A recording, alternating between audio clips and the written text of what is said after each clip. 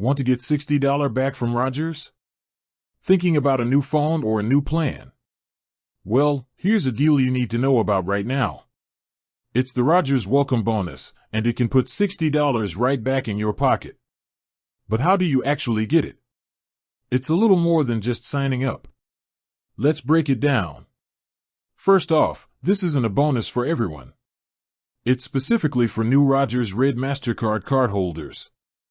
So, to even be in the running for this $60, you need to apply for and be approved for the Rogers Red MasterCard.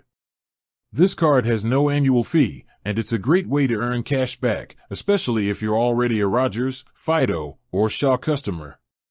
Once you've got the card in your hand, there are 2 key steps you need to complete. The first is to make a mobile wallet purchase within the first 90 days. This means using your phone to pay with your new Rogers Red MasterCard through Apple Pay, Google Pay, or whatever mobile wallet you use.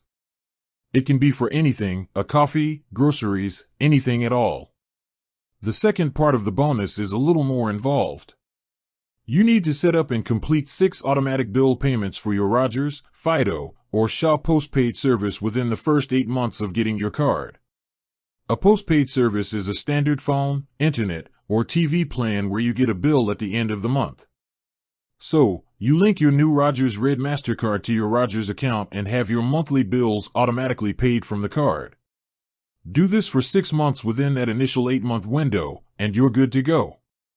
So, to recap, get the card, make 1 mobile wallet purchase in the first 3 months, and set up 6 automatic bill payments from the card to your Rogers service in the first 8 months.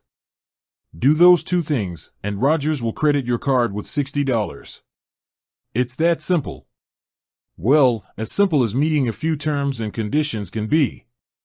Just remember, your Rogers bank and service accounts must be in good standing for you to qualify.